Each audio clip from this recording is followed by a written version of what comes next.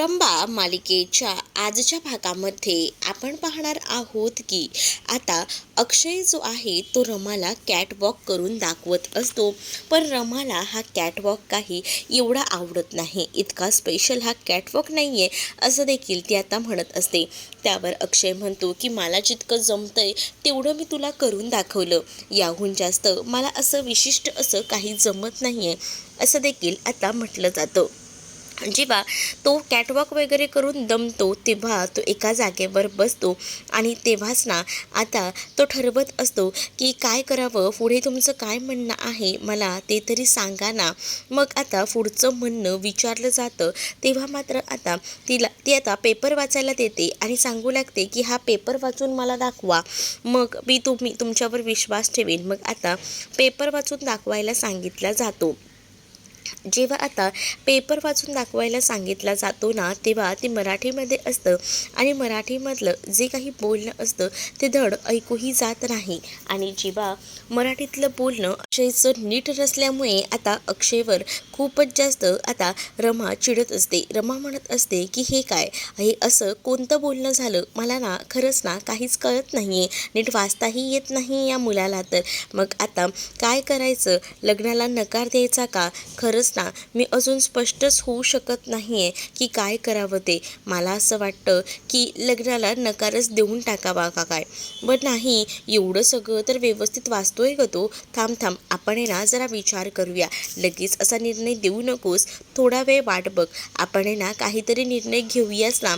मग असं म्हटल्यानंतर इकडे सगळीच जण आता रमाकडे बघत असतात, रमा काय निर्णय सांगते ह्याच्याकडे. मग आता रमा आपला निर्णय सांगत म्हणत असते की जाऊ दे, चला एवढंच वाचता येत नाही आहे ना, आपण बघूया, आपण शिकवूया ह्यांना, मग येईल ह्यांना वाचायला असंही आता म्हटलं जातं. आणि मग काय, मला मुलगा पसंत आहे असं देखील रमा आता सगळ्यांसमोर सांगू लागते. रमाने आता सगळ्यांसमोर असं सांगितल्याबरोबर आता हसू येत असतं सगळ्यांनाच. आता रमाने लग्नाला होकार दिलेला असतो, म्हणूनच आता अण्णाही खूप जास्त खुश असतात. अण्णा म्हणतात की चला फायनली सगळं काही झालं.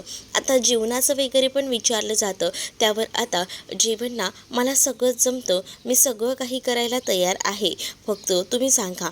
जेवणालाही हा मुलगा एक्सपर्ट आहे म्हटल्यावर आता तर लग्नाला होकार द्यायलाच हवा असं देखील रमा आता विचार करते. आणि रमाने आता लग्नाला होकार दिलेला असतो. रमा जेव्हा लग्नाला होकार देते तेव्हा मात्र आता अक्षय तिच्याकडे पाहून हसतो, कारण अक्षयला खूप जास्त आनंद झालेला असतो. हा बघण्याचा कार्यक्रम असा युनिक आणि अशा वेगळ्या पद्धतीने चालू असतो आणि हे सगळं बघूनच ना आता सगळ्यांनाच एकदम भारी वाटत असतं, कारण असा कार्यक्रम त्यांनी कधीही पाहिलेला नव्हता. दुसरीकडे आरोही देवासमोर हात जोडून उभी असते, कारण तिला ना साईबद्दल वाईट वाटत असतं.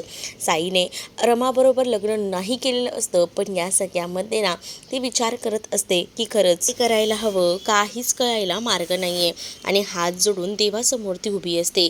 माझ्या आईबाबांच्या बाबतीत सगळं चांगलं घडलं, पण देवा मला एक गोष्ट सांग ना देवा, मला ना खरंच कळत नाही आहे काय करावं ते.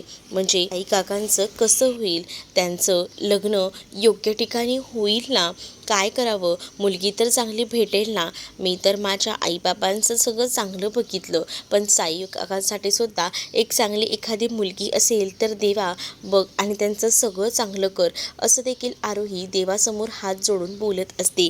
तेवढ्यातच मागून आता साई आलेला असतो आणि तथास्तू असं म्हणतो. त्यावर आता ती खूपच खुश होते आणि मागे वळून पाहते तर तिला साई आलेला दिसतो. साईला बघितल्यानंतर ती आता म्हणत असते की साई काका तू म्हटलंस ना. मग आता साईही म्हणत असतो की हो मी म्हटलं, पण मला माहिती आहे ना, की मला माहिती आहे की माझी बाहुली किती माझ्यासाठी प्रार्थना करते. नको काळजी करूस, तुला इतकं वाईट वाटून नको घेऊस, माझंही सगळं चांगलं होणार आहे.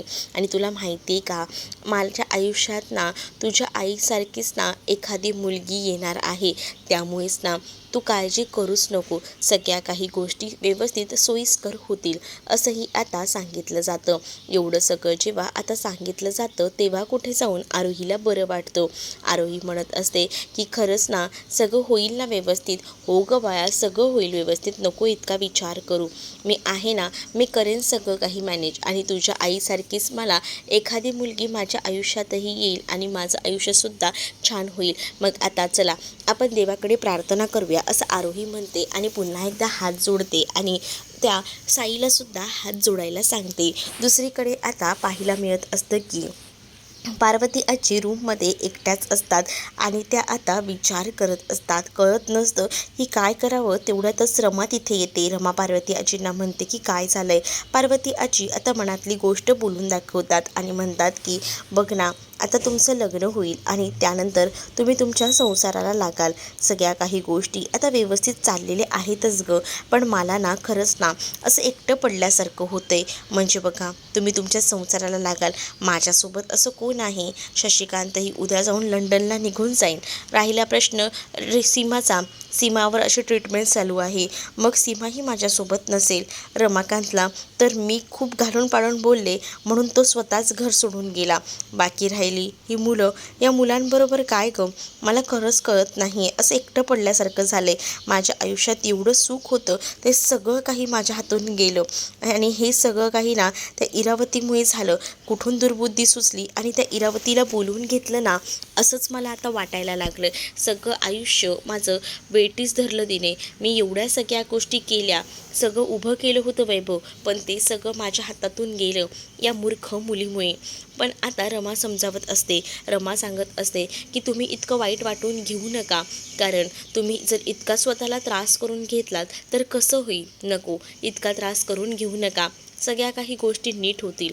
पण आता जेव्हा ती त्रास करून घेत असते तेव्हा ती म्हणत असते की बघ ना, आता आमचं स्वतःचं असंही घर नाही आहे. जर स्वतःचं घर असलं असतं तर गोष्ट वेगळी होती, पण सगळंच आता हातातनं गेलेलं आहे. भाड्याच्या घरात आपण किती दिवस राहणार आहोत, असं देखील आता इथे पार्वती आजी म्हणत असते. त्यावर रमा समजावत असते आणि म्हणत असते की मला कळतंय तुम्हाला त्रास होतोय. बघ ना, आपल्या आधी एकत्र कुटुंब कसं होतं, सगळेच आपण गुण्यागोविंदानं सुखात होतो, पण आता आपल्याबरोबर तर कोणीच नाही आहे. याचाच ना खूप जास्त त्रास होतो आहे. आपल्याबरोबर खरं तर कोणीतरी असायला हवं होतं, पण आता कोणीच नाही आहे ना, याचा खूपच जास्त त्रास होतो आहे. पण दुसरीकडे रमा शांत करत असते आणि रमा म्हणते की इतकं वाईट वाटून घेऊ नका, हेही दिवस जातील, सगळं काही चांगलं होईल.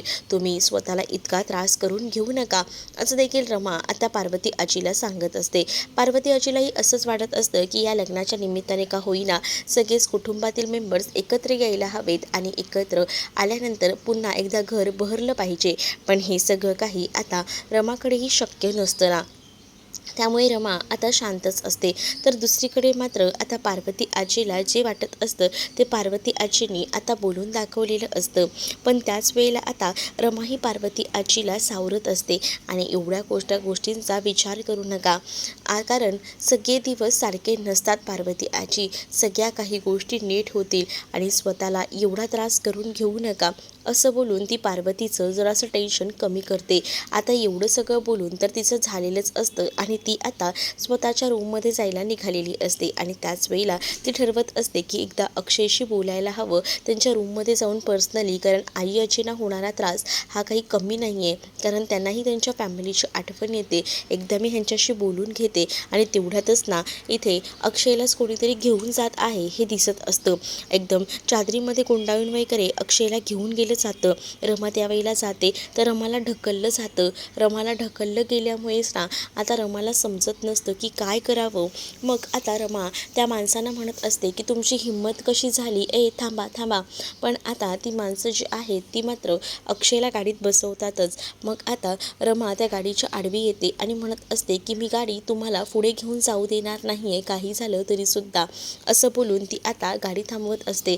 मग आता तिने गाडी थांबवल्याबरोबर तिच्या डोळ्यावर खूप जास्त आता त्या लाईट्स पडतात आणि मग काय आता त्या गाडीतून ते दोघंही जण बाहेर उतरून येतात आणि जे दोघंही जण असतात ते म्हणजे आनंद आणि मयुरी. कालच आपण म्हटलं होतं, डोळ्यांवरनं आपण ओळखलं होतं की मयुरी आलेली आहे आणि खरंच मयुरी आणि आनंद आता आलेले असतात. आणि रमा जेव्हा त्या दोघांनाही एकत्र आलेलं बघते ना, तेव्हा त्यांना खूपच जास्त आनंद झालेला असतो. आणि जेव्हा त्या दोघांनाही ती बघते तेव्हा ती म्हणते की आनंद, आता मयुरीताई तुम्ही खरंच ना किती भारी वाटलं, पण तुम्ही हे सगळं काय केलं?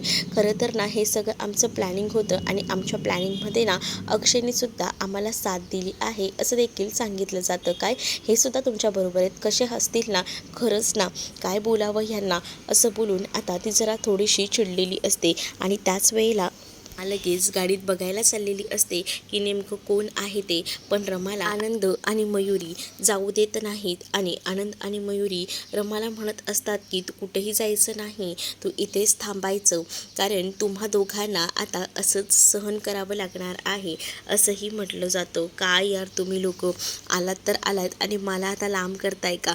कित्येक वर्षानंतर भेटताय. खरंच मला ना आज तुम्हा लोकांना भेटून खूप जास्त आनंद झाला आहे. आणि ती त्या दोघांनाही मिठी मारत असते. पण तुम्ही असं कसं अचानक आलं? अरे तुमचं लग्न आहे म्हटल्यावर आम्ही येणार नाही असं होईल का?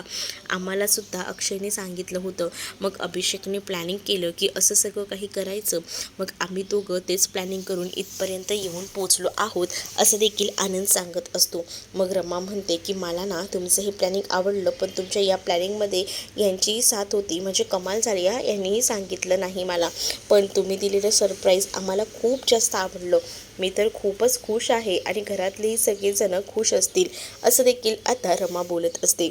मग आता आनंद आणि त्याचसोबत मयुरीला बघून तर रमाला आनंद झालेलाच असतो. मग रमा त्यांना म्हणते की तुम्ही आता कुठेही जायचं नाही, तुम्ही आता इथेच थांबायचं, कारण या घराला सुद्धा तुमची खूप जास्त गरज आहे. तुम्ही जर गेलात ना तर खूप जास्त वाईट वाटेल आणि म्हणूनच मी तुम्हाला सांगते, प्लीज प्लीज कुठेही जाऊ नका असं देखील आता म्हणून त्यांना थांबवलं जात असतं. मग नाही, आम्ही आता तुमच्या लग्नासाठी आलो आहोत, आता लग्न आपण मस्त एन्जॉय करायचं आहे, आम्ही बऱ्याच गोष्टी ठरवून आलेलो आहोत असं देखील मयुरी आणि आनंद आता रमाला सांगत असतात.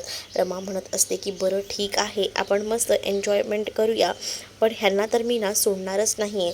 नाही नाही, आता नाही, आता तुला जे काही करायचं आहे ना ते लग्नाच्या नंतर, आता काहीच करायचं नाही आहे तुला असं देखील आता आनंद जो आहे तो रमाला सांगत असतो. त्यामुळे रमा आता शांत असते, कारण रमाला आता काही झालं तरी अक्षयचा राग येत असतो, कारण अक्षयने सुद्धा रमाला सांगितलं नव्हतं. रमाला आता खूप जास्त त्रास होत असतो, कारण रमाला असं वाटत असतं की अक्षयला कोणीतरी खरंच उचलून घेऊन जाते की काय. पण तेवढ्यातच ना तिथे आनंदला आणि मयुरीला बघून तेव्हा तिचा जीव कुठेतरी भांड्यात पडलेला असतो. त्यानंतर आता रमा आनंद आणि मयुरीला म्हणते की आपण इथेच काही थांबलो आहोत, चला चला आपल्याला निघायला हवं, इथे जास्त वेळ कसे काय आपण थांबलो. आणि असं अभिषेक दादा का नाही आले? अगं तुला तर त्याचं माहितीच आहे ना नेहमीचंच, काय बोलावं, बघूया येतोय का मागून, पण त्याने आम्हाला हे सगळं प्लॅनिंग करून पाठवून दिलं म्हणूनच तर आम्ही तोपर्यंत पुढे आलो आहे. मग आता त्या दोघांनासुद्धा ते आतमध्ये घेऊन जायला तयार असते. त्या सगळ्यांनाच ती आतमध्ये घेऊन जाते. तेव्हा सीमाने सुद्धा इतक्या वर्षानंतर आपल्या मुलांना आलेलं पाहिल्यानंतर ती आता त्यांचं औक्षण करत असते आणि त्यांना म्हणत असते की तुम्ही इतके दिवस नव्हतात ना, तर घर एकदम सुनं सुनं वाटत होतं, फायनली तुम्ही आलात ना, बरं वाटलं.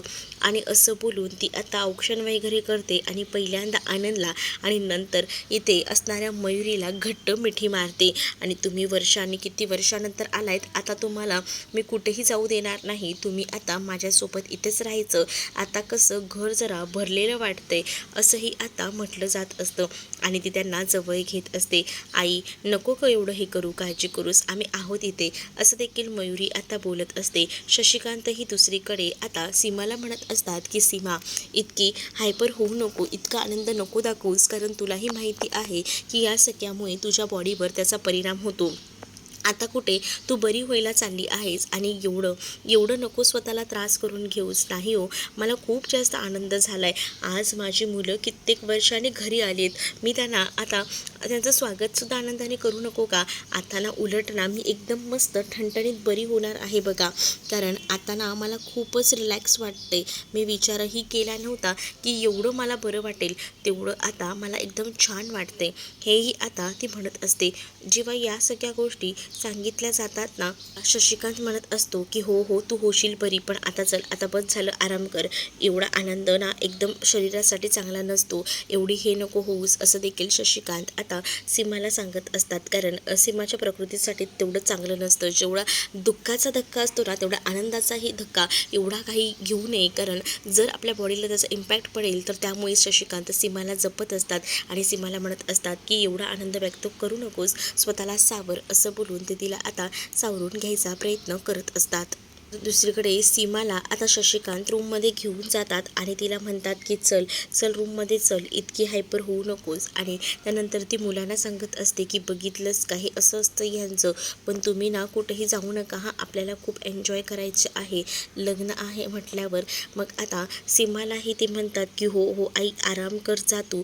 त्यानंतर आता आजीसुद्धा आपल्या नातवांना भेटते आणि तीसुद्धा खूप जास्त खुश असते. कारण आजी आजच रमाला म्हटली होती की मला ना माझ्या नातवंडांना भेटायचं आहे, आणि फायनली ती आता तिच्या नातवंडांना भेटलेली असते आणि त्यामुळेच ना तिला खूपच छान वाटत असतं आणि ती हे सगळं काही एन्जॉय करत असते आणि तिच्या चेहऱ्यावर तो एकदम आनंद दिसत असतो. आणि ती म्हणत असते की तुम्ही आता मला पुन्हा कधीही सोडून जाणार नाही ना?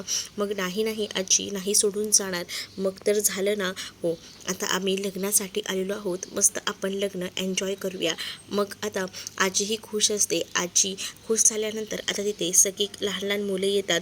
पार्थ आपल्या बाबांना भेटतो आणि पार्थ जेव्हा बाबांना भेटतो तेव्हा तो विचारतो आई आली नाही का? नाही आली आई. मग आई पण असायला हवी होती, म्हणूनच तो थोडा नाराज झालेला असतो आणि तो निघून जातो. मग आता अर्थासुद्धा सगळ्यांकडे बघत असते. आरोही तिथे असते. मयुरीकडे येऊन आता तारा म्हणत असते की तू मोबाईल आणलास का? नाही आणलास का? जा, मला तर ना तुझ्याशी बोलायचंच नाही आहे. त्याच वेळेला रमा आता म्हणत असते की अगं आताच तुझी आई आली आहे ना, ही कोणती पद्धत आहे बोलायची? पण आता रमालाच ती शांत करत असते. तू आमच्यामध्ये पडू नकोस, असं देखील ती आता सांगते. त्यावर मयुरीला राग येतो की ही कोणती बोलण्याची पद्धत आहे? ती तुझी मामी आहे आणि ही कोणती पद्धत आहे? नीट बोल, सॉरी बोल पहिल्यांदा.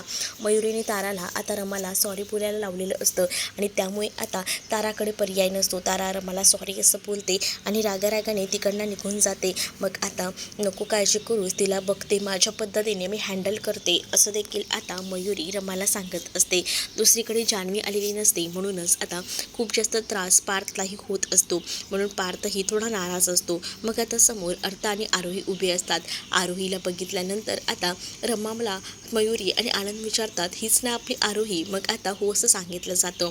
आरोही ना एकदमच ना अक्षय आणि रमाची एकदम एकदम मस्त अशी कृती आहे. म्हणजे बघा ना, एकदम सेमच दिसतात दोघंही जण, असंही आता म्हटलं जातं. आता त्यांना व्यवस्थित बघितलं जातं आणि त्याचबरोबर आरोहीचे लाडसुद्धा आता ते करत असतात. आरोहीचे जेव्हा लाड केले जातात ना, तेव्हा आरोही खूपच जास्त खुश झालेली असते. आरोहीच्या बाजूला अर्थाही उभी असते. अर्था विचारते की हे काय, तुम्हीच लोक आलात का? बाबा आला नाही का? अगं बाबानेच खरं तर आम्हाला हे सगळं प्लॅनिंग सांगितलं, कसं काय मॅनेज करायचं ते, आणि म्हणून तर आम्ही इथपर्यंत आलोय. पण बाबा ना तुझं येईलच गं बाया, काळजी करू नकोस, असं देखील आता कसं बसं समजावून तिला सांगितलं जातं. पण बाबा आता का नाही आला? तुमच्यासोबत सुद्धा बाबा येऊ शकला असता ना, असं अर्था म्हणते. अभि आलेला नसतो म्हणून अर्थाला वाईट वाटतं आणि अर्था तिकडनं निघून जाते. तर आनंद आणि मयुरी आता रमाकडे बघतच राहतात. पुढील भागामध्ये आता पाहायला मिळत असतं की रमाला पार्वती आजी म्हणत असते की बघ आता तू आमच्या घरची पुन्हा एकदा सून बनणार आहेस, काही जबाबदाऱ्या आहेत, पण खरं तर आपल्याकडे हक्काचं असं घर नाही आहे, असं देखील आता पार्वती आजी बोलत असते. पार्वती आजी जेव्हा हे सगळं काही बोलते ना, तेव्हा मात्र आता रमा पाहतच राहते. रमा म्हणत असते की मला कळते. रमा किचनमध्ये काम करत असते, तेवढ्यातच राणी तिथे येते आणि राणी म्हणते की तुमच्यासाठी एक सरप्राईज आहे, आणि मग ते सरप्राईज ती देऊ लागते, ते म्हणजे बुके. आणि बुकेमध्ये आलेली ती चिठ्ठी, आणि ती चिठ्ठी वाचूनच ना रमाला आता अक्षयला भेटायला जायचं असतं. म्हणून आता रमा हळूच अक्षयला भेटायला जात असते. पण त्यावेळेला आनंद आणि मयुरी तिला मध्येच थांबवतात आणि कुठे चाललीस? नाही नाही, जायला भेटणार नाही. आणि साईसुद्धा आता रमाला सांगतो जोपर्यंत तुमचं लग्न होत नाही ना, तोपर्यंत आता तुम्ही एकमेकांना भेटू शकत नाही, त्यामुळे लपून छपून जायचा बिलकुलही प्रयत्न करायचा नाही, असं देखील आता रमाला सांगितलेलं असतं. त्यामुळे रमाची आता सगळीकडनंच वाट लागलेली असते.